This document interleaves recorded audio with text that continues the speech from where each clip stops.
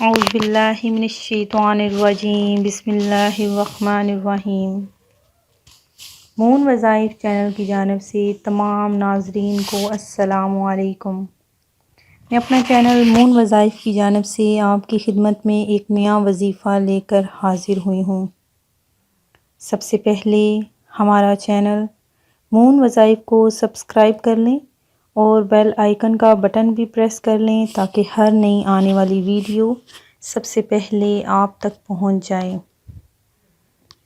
آج کی اس ویڈیو میں ہم آپ کو ایک ایسا وظیفہ بتائیں گے جس کے کرتے ہی آپ کے مال، آپ کی جان میں برکت ہوگی اور آپ ہر آفت سے محفوظ رہیں گے۔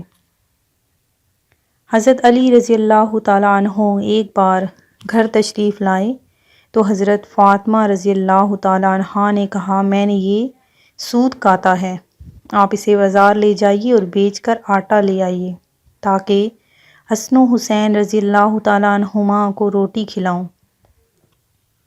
حضرت علی وہ سود بازار لے گئے اور اسے 6 روپے میں بیچ دیا۔ پھر ان روپوں کا کچھ خریدنا چاہتے تھے کہ ایک سائل نے صدا لگائی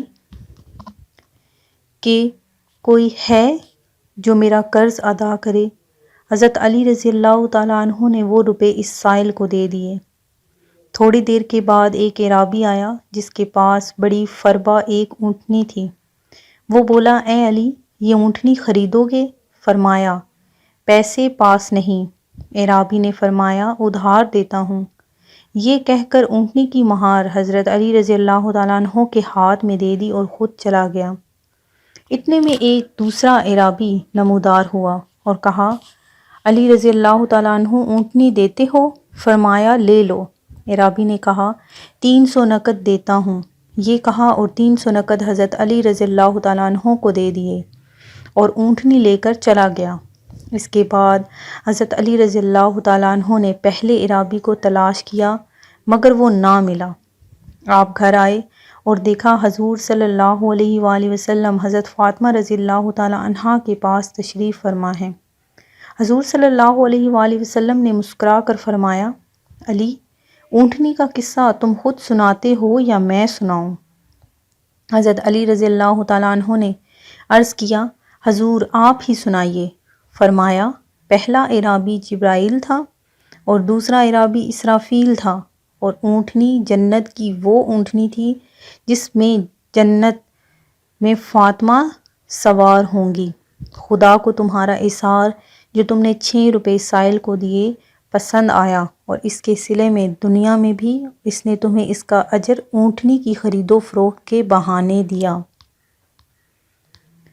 آج کا وظیفہ یہ ہے کہ آپ نے سب سے پہلے بسم اللہ الرحمن الرحیم پڑھنا ہے اور اس میں مبارک کو پڑھ کر پانی پر دم کر کے جس چیز پر بھی اس پانی کو چھڑکا جائے یا ملا جائے تو انشاءاللہ عز و جل اس میں خیر و برکت ہوگی اور آفتوں بلاؤں سے بھی محفوظ رہے گی۔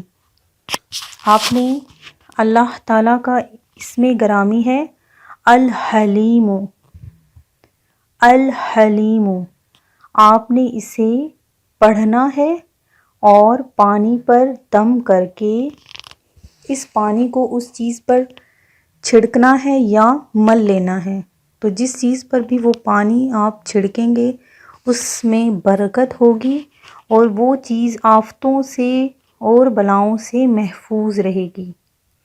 میں امید کرتی ہوں کہ ہمارا آج کا وظیفہ آپ کو پسند آیا ہوگا۔